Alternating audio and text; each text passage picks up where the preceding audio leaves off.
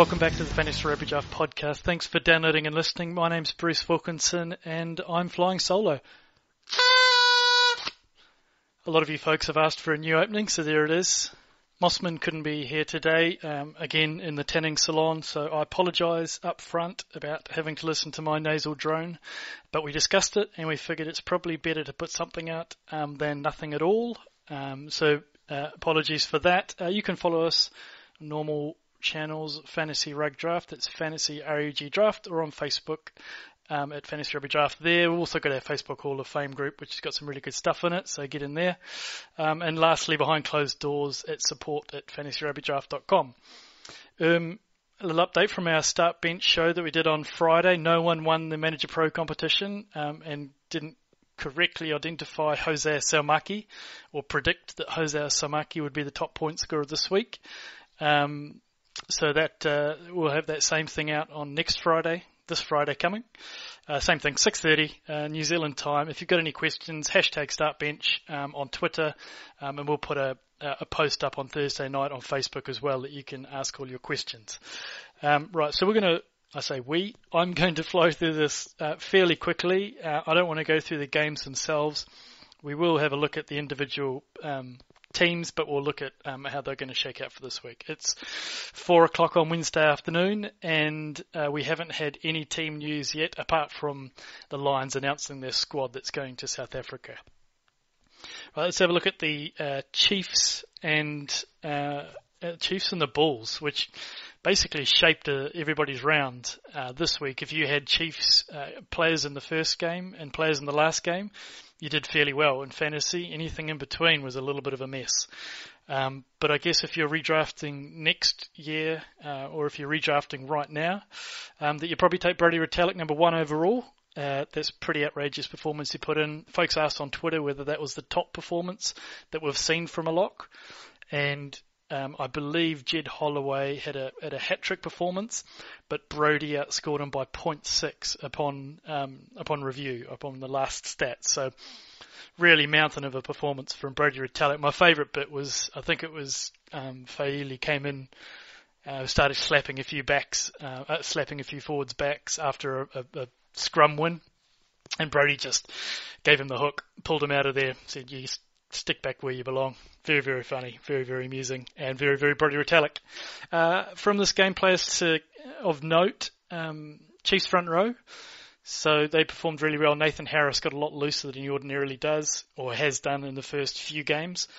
Now, this could also be symptomatic of playing non-New Zealand teams for the first time. So maybe there's a little trend in there to keep an eye on. We shall see. Sunwolves this weekend, so hopefully there's a few folks that have picked him up on the waiver wire. If they're available in your league, in your player hub, and you're just looking at total points and you're not looking at the matchup, then snap them up.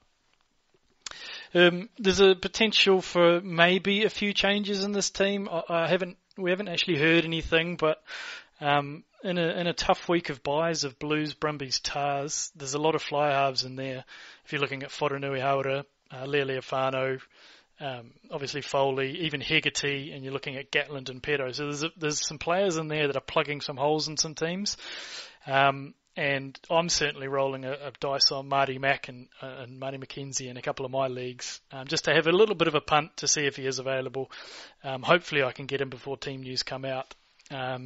And then if he's not in there, then nothing lost. I'm carrying a few kind of Martin Landaho type players in there as well. So I think it's worth it, even though he probably won't be kicking. There is, I guess there's always an opportunity that maybe they rest a couple of players. We haven't really heard much information from the Chiefs media team.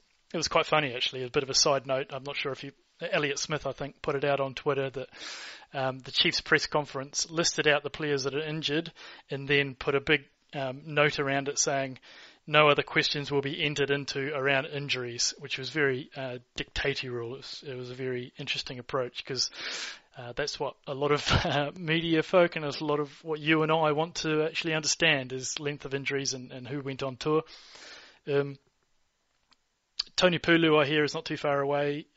Whether he went on tour is I'm not 100% sure. When I say until, when he went up to the Sunwolves, I was going to ask Mossman, who would you prefer to roll a dice on this week? Tian Falcon, Hamish Stewart, Jack D or Hunt? Very, very difficult. I'd probably go Hunt just as someone that might be able to pick up 12, 14 points, but Tian Falcon has some upside. Won't necessarily be kicking the goals, but if that turns into a free-flowing match, like the last Sunwolves game was against the Lions, then there's a chance there could be some quite good points in there for Tian as well. Just didn't perform very well last week in a game that you were hoping he would have, because it did open up and him and D-Mac were swapping roles quite regularly, so a little bit surprised that he didn't get as many points or didn't get amongst it as much. And that's probably more to do with D-Mac getting his hands on the ball in those pivotal positions more than himself. But he showed signs of encouragement, running out of the goal, doing a couple of hot steps here and there. From the Bulls' perspective, Halant looks a little bit fitter, looks a little bit stronger, so moving up in the rankings for us. One more game, a tough game against the Crusaders, but I guess you probably would have said that's a tough game against the Chiefs as well, but there was still some point scoring there with Jesse Creel, himself, and Devan Rousseau as well. Warner's gone home. So you got Ambrose Pepe that's coming as well. He looked really strong. Again, toughish performance against the Crusaders, but did it against the Chiefs. So I think if you're in a bit of a hole with the same issues with no Joe Powell, no Pulu Knock, and also looking at Gordon and maybe even Mitch Short, which a few players are coming in, that maybe he's going to be a puppy to pick up, or someone that you can maybe get 5 or 6 points out, and hoping for that line break that he did against the Chiefs. Moving on to the Crusaders and the Highlanders team. So Mitchell Hunt really is exactly as we thought he was. Not a magic answer at fly half for many fantasy rugby managers. As I say, against the Bulls, I think he'll score okay in this match, and may actually be one of his more high-scoring games. But I think he's pretty steady and someone you're probably not going to have too many options and be able to get away from in a bye week where there's 3 teams. So I think he'll do okay. Seta Taminavalu is the player that's really, really disappointing and worrying as well. That's 3 pretty poor performances, and I don't think you can put it down to just Mitchell Hunt as well. If you look at guys outside him, they're still putting up points. If you just look at Bridge on the other side, and maybe it is that he just can't do that old left to right passing, and there's a bit of a restriction there, or someone in that back line is. But Bateman did okay, and Goodhue picked up the points as well. Havili's, I guess, fairly solid, but that's more of a byproduct of the way that the Highlanders played. So I am worried about Seta Taminavalu. Player that I'm less worried about now is Jet Li. So really good to see him coming back to the form that we were hoping from. Still not too sure what happened in the week off. Perhaps just lighting a fire. Hopefully that's it. Ben Smith, again, great performance on the pitch. Great performance after the whistle, picking up the ball off the tee as well. Lots of discussion about that. For Jordan Taufua's non-try, Jordan Taufua owners can probably feel a little bit aggrieved. But from a fantasy perspective, I think it's worrying signs. I guess maybe you see if he can break out a little bit when they play away from home. This is probably the first chance to do it. I'm not sure you're going to get a great result out of this derby against the Canes, but potentially when he goes overseas, there might be 3 more points in Australia and South Africa as well. But a little bit worrying. I'd try and get some sort of trade value out of his name. Dixon's going to probably get some more game time due to Squire's busted hand. And we haven't heard about Samu's injury in terms of whether it's going to be back this week or not. They should name their team in the next hour or so. So it's worth keeping a note on there to see if he's made the bench or not. Matt Todd playing well as well there. Onto Sharks and the Brumbies. So the back 3 merry-go round that we kind of envisaged at the start of the season, after speaking with Brendan now, seems to be materialising. It's tough. It's really tough if you're an Nkosi owner and even a Pimpy and Van Veek owner. Hopefully Dupree has now learnt a little bit based on that performance from Van Veek. Not good. And you should just stop the whining and dining of all 3 of them and just go with Nkosi and the Pimp. I think the team deserves it, and you can see in the games that they have played together, they've got a natural attacking instinct. So they're just better players as well at the moment as Van Veek. Andre Esterhausen picked up an injury. It looked pretty bad, icing an ankle. Something to keep an eye on. I definitely would have thought he'd be out this week. I think that's a bit of a miracle. But if he does play, we haven't actually heard again from any of the Sharks team / reporters whether he's been sent home or not. But the injury did look bad enough that he probably should have been on a flight home for at least 2 or 3 weeks. But that's speculation. Let's see what happens. Player that came on is probably the player that's going to fill his position moving forward, and Marius Lowe, who was good in pre-season. I say good, he scored a couple of tries in pre-season. Haven't seen much about him during the season in his kind of relief performances, but again, in a week of buys where there's a lot of midfielders on a buy, playing the Rebels, we just saw what the Waratahs did for them and looked at a few results there as well, and the midfielders did okay there. I don't know. If you're in a spot, I think there's an opportunity there. To me, it looks like Schroeder might be on the brink of being swapped out for Cameron Wright, so be very, very cognizant if you're a Schroeder owner to keep an eye on that team sheet. Wright just seems to add a little bit, and Schroeder's having trouble getting that ball out of the back of the ruck. One of the big differences, and also not just for fantasy, and great to see his back, was Jean-Luc Dupree. So he added something when he came on. He added a lot of force and go forward and advantage line kind of runs. So most folks would have recognised that and picked him up in leagues, but I know that there's some leagues out there that he's still available in that player hub. So we suggest going and grabbing him straight away. I'll be surprised if he doesn't start this week. I think it was just easing that injury back. But bad performance from the Sharks altogether. It's good to see Bosch actually scoring out wide. Showed quite a bit of pace on the end there, but that was after Jean-Luc came on and started letting a platform that the backs actually started to play with the ball. So good to see, and hopefully they continue that kind of last 5-10 minutes that they had against the Brumbies. A lot of questions about who was going to get the kicking before last weekend's game, and turns out we surmised it would be Whanganui-Harry just looking at the kicking percentages, and as it played out that way. Wasn't really expecting him to knock it over from 50, and it sounds like his coach wasn't expecting him to do that either. But really good performance from him. Still hasn't really set that back line alight. Leali'ifano, again, he's on a bye this week, so probably not a hell of a lot to do. I'm sure he's going to be cut in quite a few leagues, but he actually scored 7 points, which is 2 more points than the weeks before, in the 2 weeks before. So it's a little bit like, who else is available? I wouldn't just cut bait for the sake of cutting bait. You've got to have better options. And I'd say someone personally that's got a better option is Hegarty. We'll get onto that game a little bit later, but for a non-kicking fly half, he's probably in a better position from a team perspective, but also literally a better position at 15. Isan Asarani, bad game from him. I don't expect that to be a trend. He's a quality player. I think now is probably a good time to try and trade for him on the cheap after a poor performance. He has put a couple out this season, but I expect the Brumbies to slowly fix a few of their issues that they've had.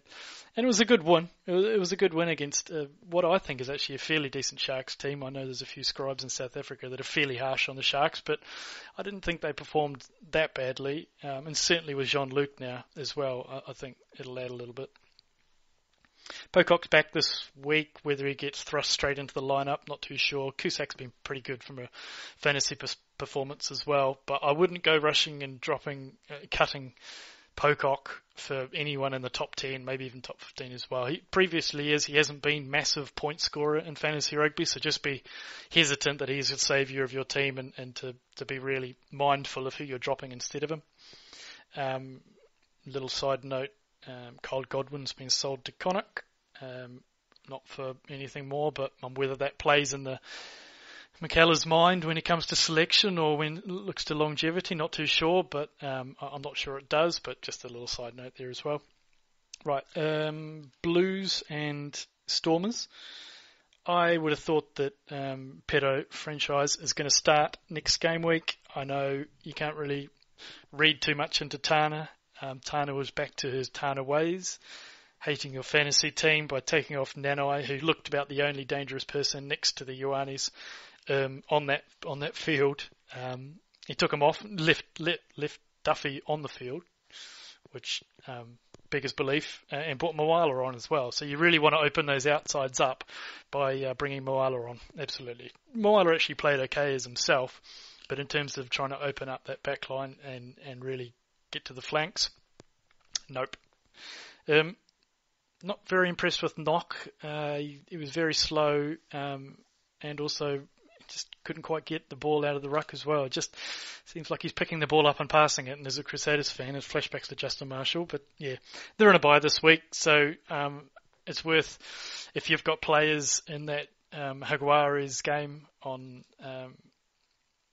Sunday, it's worth having a look to see whether you can cut them and pick up some of these Blues players or Waratahs players or Brumbies. But it's nice to have that, especially if you're leading. If you've got a comfortable lead, then you can afford to have a little bit of a tinker on your bench.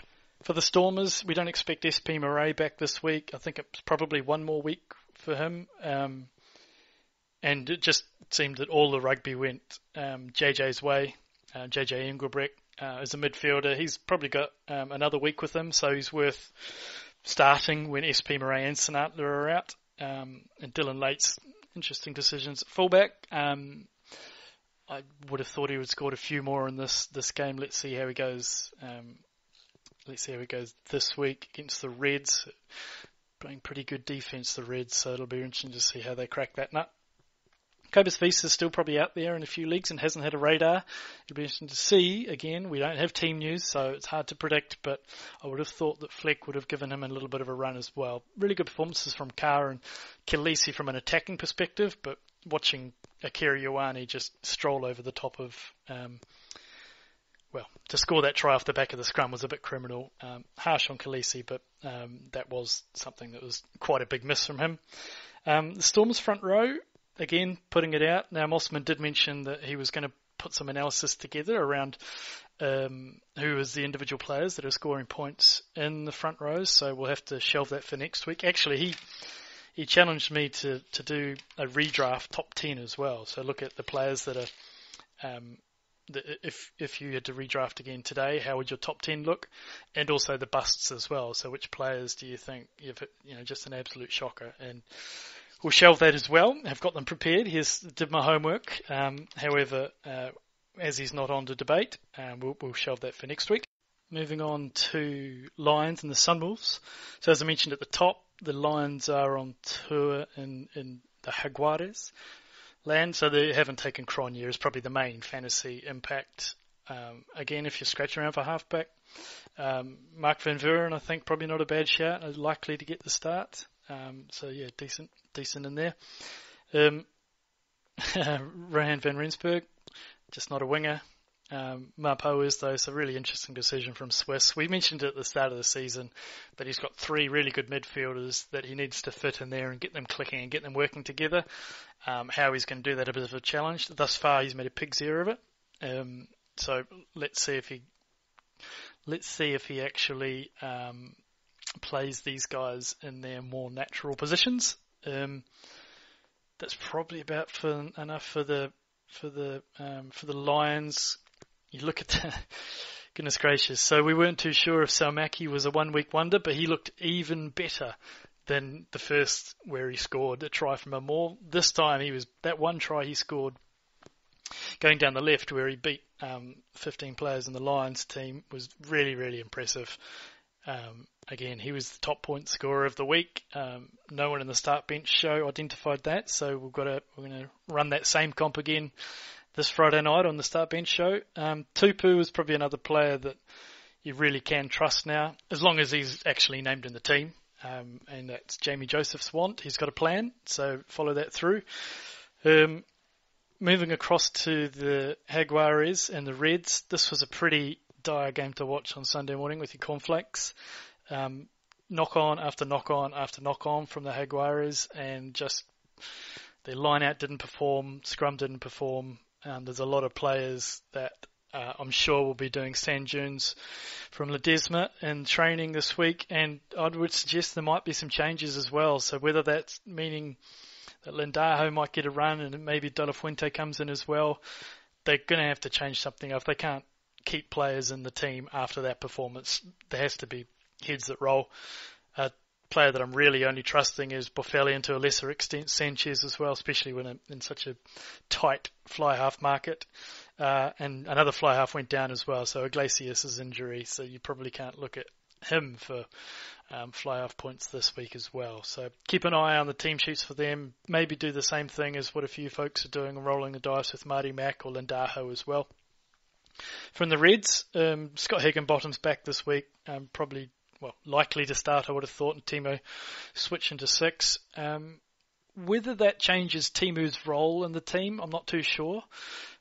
He was very, very impressive, and you never want to chase fantasy points, but what you're looking for is whether these are repeatable acts that he was doing, and I think they might be. So the big run that he did that set up Dalgunu's try was a backline move that he was entrenched in, so they've obviously called him, and he also found himself in a lot of tram lines running in alleys similar to Kieran Reid. Now, I'm not 100% convinced that Scott Higginbotham just comes in and replaces into those areas as well. So I'm willing to take a gamble on potentially Caleb Timu being the player that is quite entrenched. And it seems that Thorne has thought about this, which maybe it's a bit of a shape on other managers, but he's got the right players, as we mentioned before, in the Tongan Thor. He's got the right players running at the right times and in the right channels and in the right areas. So, again, willing to have a role on Caleb Timu. Strong game from Dalgunu. Very, very strong game. I thought he looked like lightning in a bottle. Again, and just straight line speed. I can't remember who came across to try and bundle him with the touch, but he didn't really fend. He didn't really try and do an outside swerp. The guy just clattered into his hip and dropped off. He just looks so tightly wound that you're never going to get him. Low centre of gravity, kind of similar to Diante as well. Looks really, really good. Be interesting to see what happens with Carmichael Hunt. I think he's the type of player that Thorne really would like in his team, but it just depends on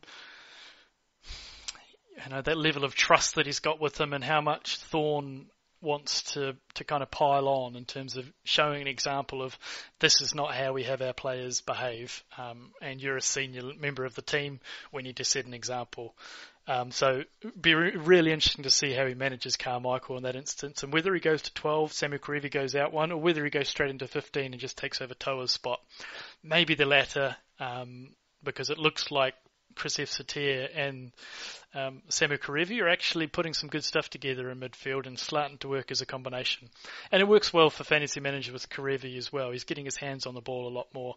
Misses out on those huge line breaks, but I think they'll come.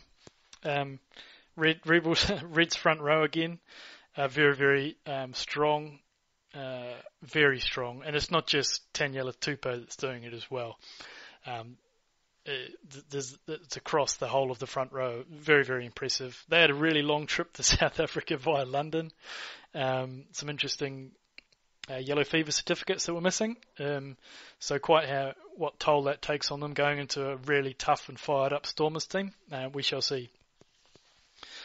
Moving into the last match, so looking at the Rebels and looking at the Waratahs. First up, the Rebels. So we did wonder how Jack Maddox, Naiyaravoro and Koroibete would fit into two spots, and it looks like, well, it was Jack Maddox, and interestingly enough that Naiyaravoro was dropped.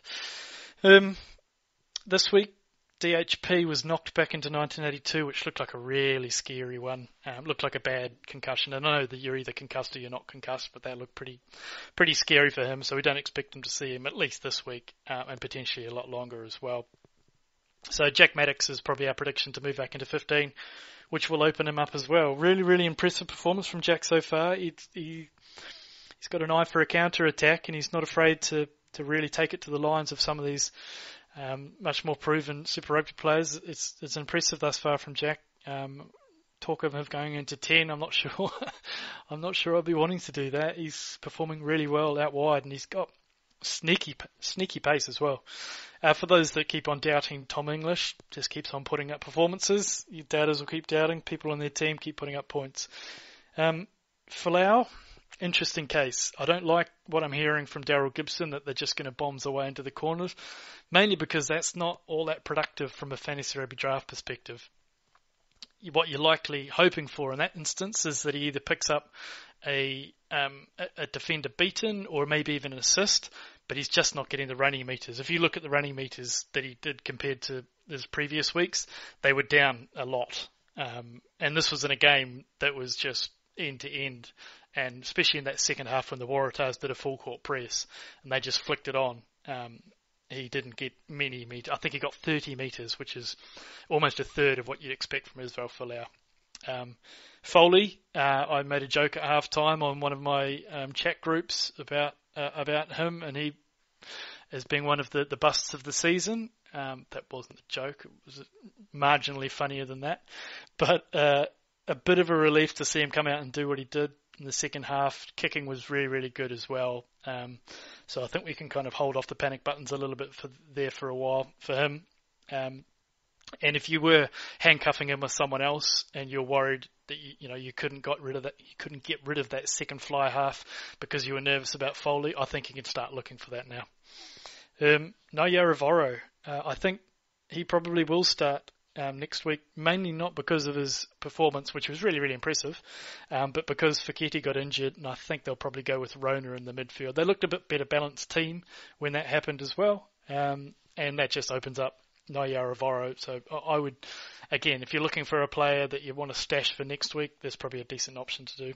Beale was much better, so a lot of folks were asking about him as well. Didn't get into the 20s for his fantasy rugby points, but just the eye test, getting his hands on the ball and looking a lot more involved from a backline perspective. That twin pivot with him and Bernard Foley, and then you've got Bryce Hegarty at 15 as well. All kind of very chiming in to engage or to release at least the big guys in Folau, Naiyaravoro, Rona, all of these types of good Fekete. So yeah, really, really good to see. Tars front row, do not cut them. If you have them this week and they're on a bye, need to find a space for them. They've been really, really impressive thus far, and I predict that to continue. I think make sure that you can find another kind of spot for them, because front rows, there's kind of, your top 6 or your top 7 are serviceable, and the rest you're playing with fire. Bryce Hegarty is another player that I would look, if you can pick him up later on in the week, or even if you can pick him up now, I think it's worth doing. Again, it just depends what you're cutting. I mean, I'm not saying go overboard, but he's in that kind of Tian Falcon, kind of Lealiafano, plugging a gap outside of the kind of top 8 fly halves. He's probably someone that could come in and potentially just give you meters. He's non-kicking, obviously, but he can give you those assists and he can give you those meters. So really good performance from him, and let's hope that continues. That's probably all I've got for now. You're probably sick of hearing my voice as well. I know I am. You can see us again on Friday night with our Start Bench show, so get amongst that.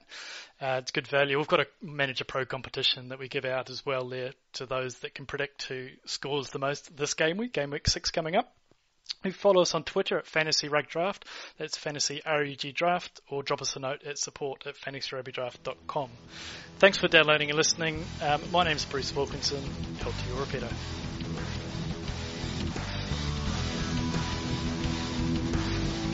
What a bust here by Christian Cullen.